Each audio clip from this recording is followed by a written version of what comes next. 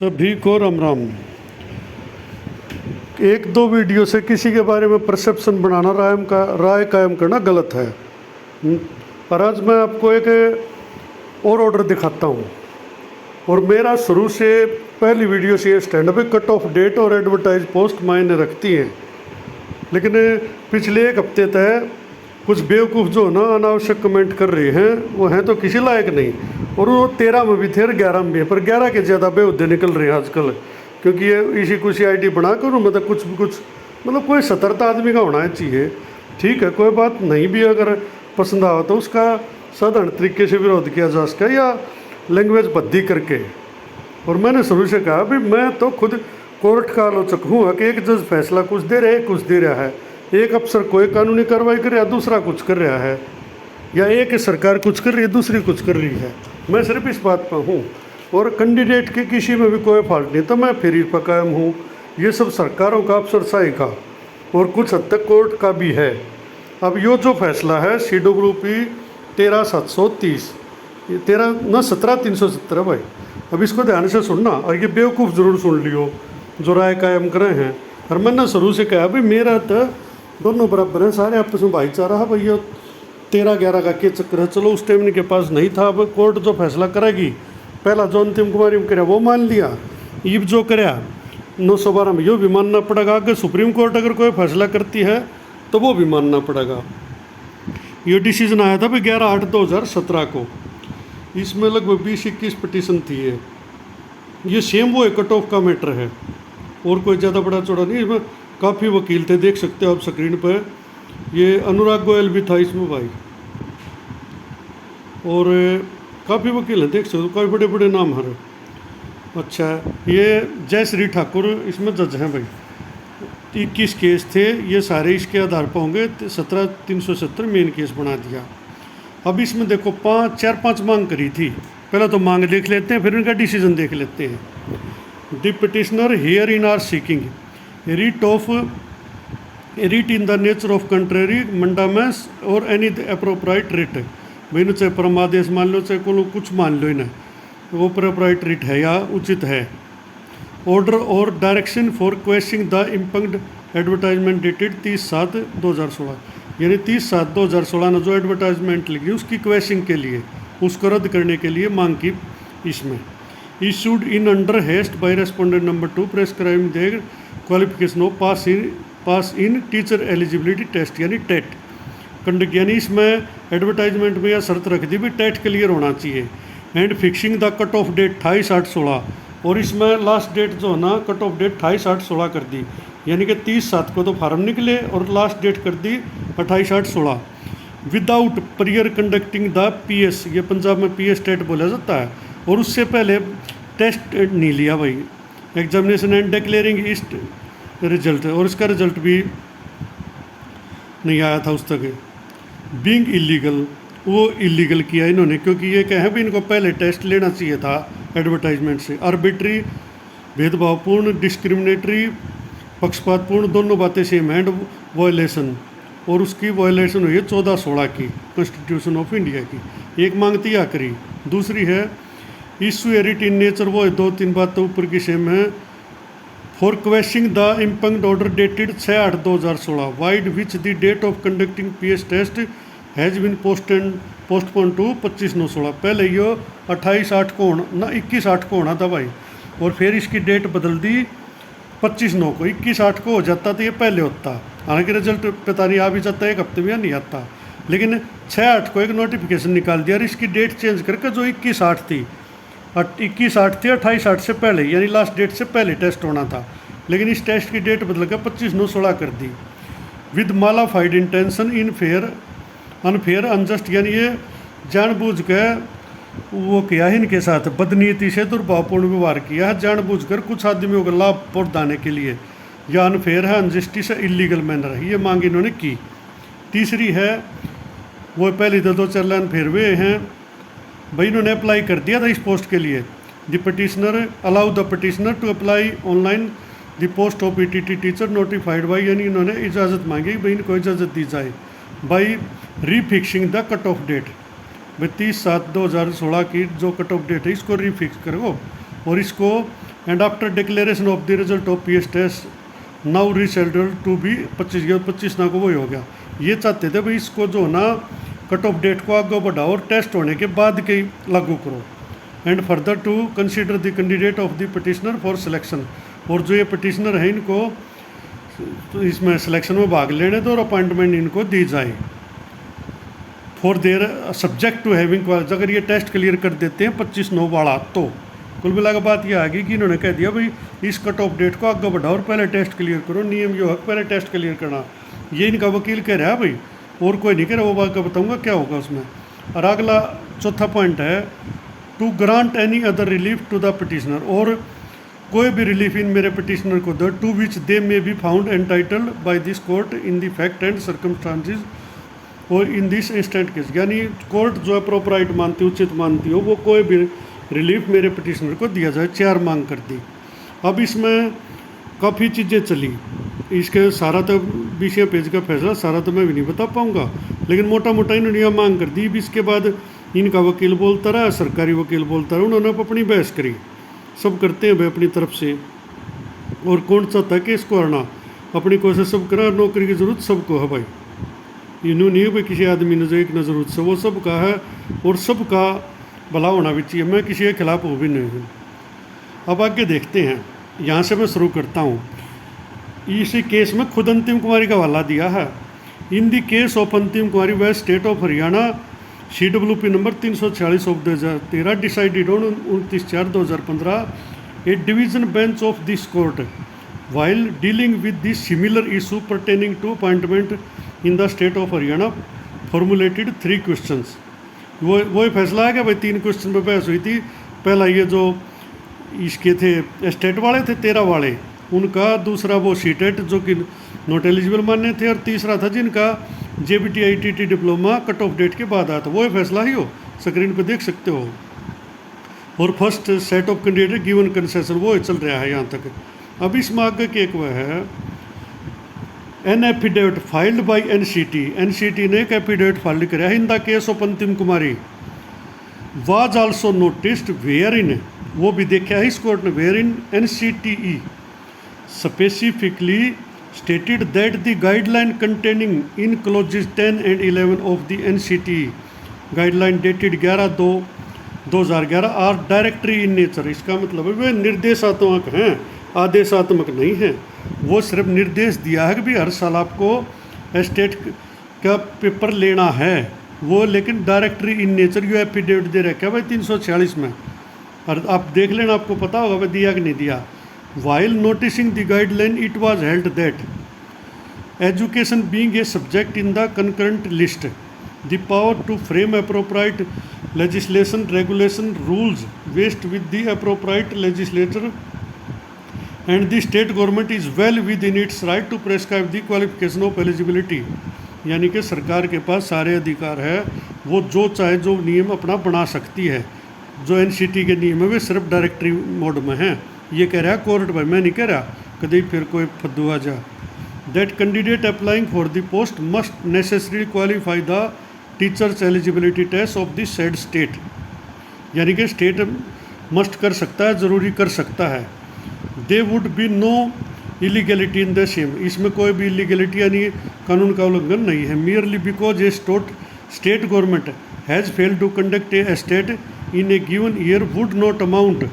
यानी अगर कोई राज्य एक बार एक साल में स्टेट क्लियर करा मतलब इसमें लेने टेस्ट लेने में नाकाम रह जाए, वो amount would not amount to taking a decision not to hold the exam and to hold the candidate who have qualified central teacher eligibility test as eligible. यानी इसी में कह दिया भाई अगर एक स्टेट अगर उस एग्ज़ाम को लेने में नाकामयाब रह जाता है तो इसका मतलब ये नहीं है कि भाई सेंट्रल टीचर CTET वाले एलिजिबल हो जाएंगे। ये बात उन्होंने खोल ली है।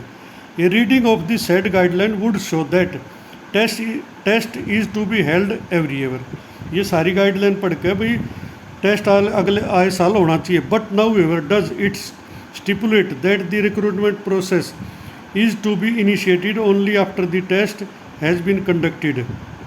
यानी कि that the recruitment process to, यानी रिक्रूटमेंट प्रोसेस अगर शुरू कर दिया only after the test has been complete in the case. ये इस केस में बताया in the case decided by a single bench of this court Priyanka versus state of Haryana 26/8/16 it has been held that firstly as per guideline direction is mandatory for the appropriate government to conduct a teacher eligibility test. यानी कहा भी वैसे तो ये direction है कि भी हर एक स्टेट को ज़रूरी हर साल ये क्लियर करना है at least once every year, and consideredly the TET has been notified to be conducted in September 2016। और ये भी मान लिया भाई ये 2016 में होना। It is also considered position, ये मानने वाली पोजिशन होती है, कंसिडर जो सब सहमत होना पड़ा है। That in December 2015 the required TET was also held and the petitioner had fully opportunity to appear the.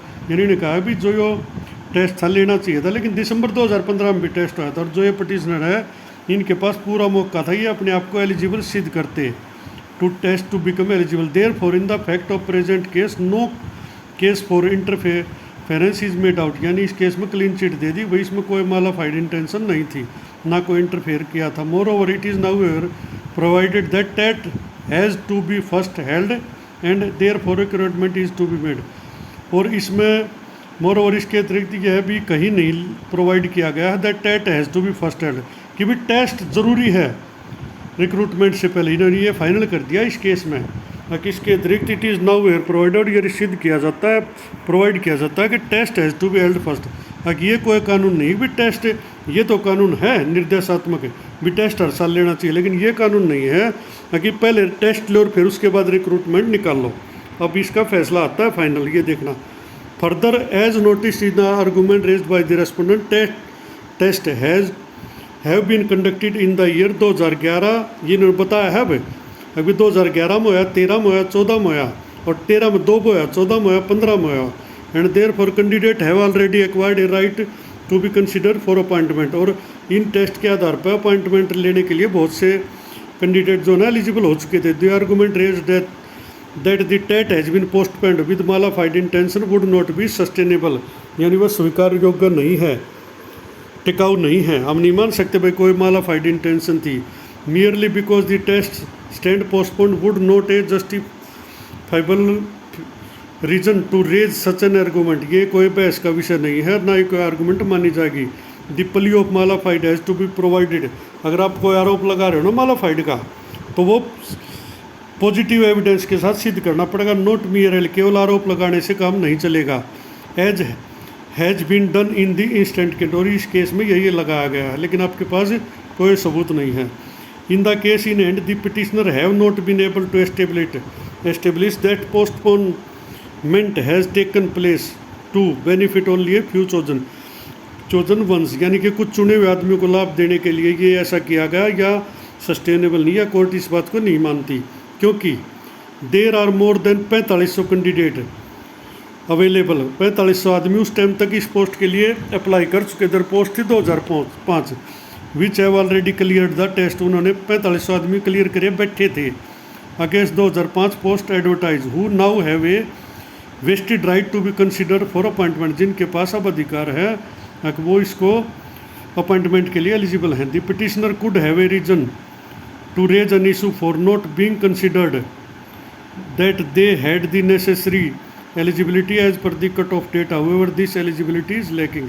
यानी पिटिशनर के पास एक कारण हो सकता है कि भाई उनका for not being considered they have been necessary eligibility as per the cut-off, यानी उनके पास जो ज़रूरी योग्यता है वो कट ऑफ डेट के अंदर नहीं थी।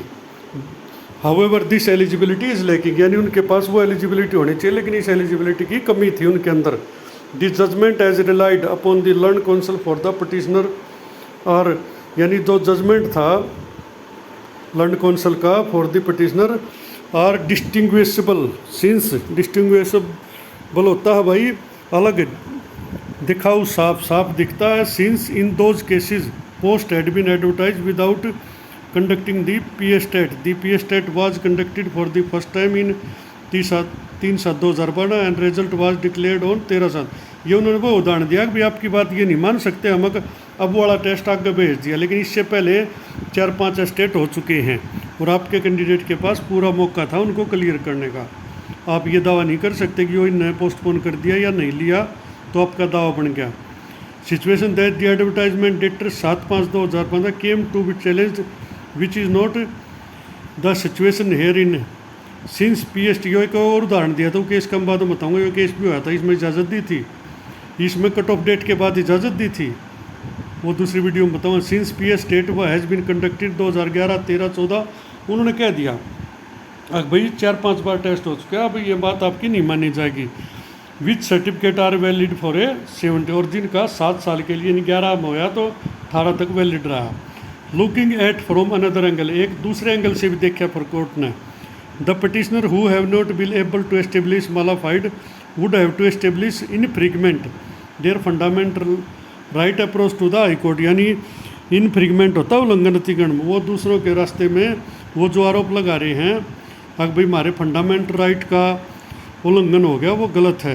दी high court admittedly they do not have the, यानी कोर्ट कहता है बात, they do not have the necessary qualification to apply for the post of ETT। यानी उनके पास नेसेसरी जो जरूरी योग्यता थी वो नहीं थी। As on the last day of submission, last date यानी कट ऑफ डेट पे उनके पास जरूरी योग्यता नहीं थी application form. And the eligibility will have to be seen accordingly, और जो एलिजिबिलिटी है ना योग्यता, वो लास्ट सीन पर देखनी पड़ेगी, be seen accordingly, last date के accordingly. The cut off date is sacrosanct, यानी उल्लंघन है उसका, हम उसको नहीं बदल सकते, वो एक बार जो फिक्स कर दी वो कस दी। Which can not be changed, वो चेंज नहीं की जा सकती। At mere asking of the petitioner, केवल इन पटिशनर के कहने से कट ऑफ डेट चेंज नहीं की जा सकती, क्योंकि इन्होंने मांग की थी अब भाई हमारी चेंज कर दो। अब ये एक उदाहरण दे दिया हूँ ना, Ramrao was all India backward, इसमें कभी when ever such a cut off date is fixed a question में अराइज। भाई जब भी एक कट ऑफ डेट फिक्स की जाएगी एक क्वेश्चन जरूर उठेगा, as to why a person would suffer only because he comes within the wrong side of the cut off date. यानी ये सवाल हमेशा उठेगा, कोई ना कोई उस कट ऑफ डेट से बाहर हो जाएगा, और वो हर बार ये दावा करेगा कि एक बार और टेस्ट लो, मैं भी इसमें क्लियर करूँगा। रॉन्ग साइड हो उस कट ऑफ डेट से आगे रहने, कट ऑफ डेट पर जिसके पास योग्यता ना हो। But the fact that some person और a selection of society would face hardship, लेकिन एक तथ्य ये भी है कि एक सोसाइटी का यानी समाज का एक वर्ग बहुत हार्डशिप फील करेगा, कठिनाई फील करेगा। By it said can not be ground for holding that the cut off date, यानी इसका एक बहुत बड़ा वर्ग जो पहले से एलिजिबल हो वो इसके लिए बाधित होंगे अगर हम ऐसे बात करते रहे तो। Can not be ground for holding that the cut off date so fixed is ultra vires article, यानी जो 14 का उल्लंघन दिया था वो कोई भी 14 का आर्टिकल का उल्लंघन नहीं करी, उसका बात का जवाब दे दिया इन्होंने। भाई जब भी कोई कट ऑफ डेट फिक्स करेंगे तो कोई ना कोई तो उससे बाहर रहेगा, वो फिर कहेगा आगे, इसलिए हम इसको आगे नहीं बढ़ा सकते, ये उसका उल्लंघन भी नहीं है। In view of the above I do not find any merit in the writ petition and the same are hereby dismissed. जय श्री ठाकुर 11/8/2017। देखो बात क्या थी, अब समझने की बात है। इन्होंने अपील की कोर्ट से भाई ये टेस्ट आगे बढ़ा दिया और इन्होंने वैकेंसी निकाल दी। कोर्ट ने कहा कि इससे पहले 4-5 स्टेट हो चुके हैं, आपने वो क्यों नहीं दी, आपको वो देने थे। अब इस बात का ये मतलब थोड़ी पड़ता कि आपका अब ये क्लियर नहीं है तो आपके पास कट ऑफ डेट पे योग्यता नहीं है तो आप मान्य नहीं हो, ये कोर्ट ने साफ कह दिया है। और कोर्ट केवल आपके लिए डेट को एक्सटेंड नहीं करेगी। तो ये बात कल की वीडियो में उनका पक्ष रखा था कि भाई ऐसा फैसला भी जज ने ही दिया है, कट ऑफ डेट को आगे बढ़ाया है। और एक कल की वीडियो में एक मैं फिर बताऊंगा जिसमें एक जज ने ही कट ऑफ डेट को आगे बढ़ाया है। लेकिन आज की जो बात थी इसमें कट ऑफ डेट का मायना कर दिया था कि भाई ये इसका उल्लंघन नहीं किया जा सकता, इसको आगे बढ़ाया नहीं जा सकता, एक बार जो फिक्स होगी वो फिक्स होगी। अगर आपके पास कट ऑफ डेट को योग्यता नहीं है तो आप मान्य नहीं हो, आपका सिलेक्शन नहीं होगा, आप एलिजिबल नहीं हो। अब बताना भाई मैं किसकी तरफ हूँ।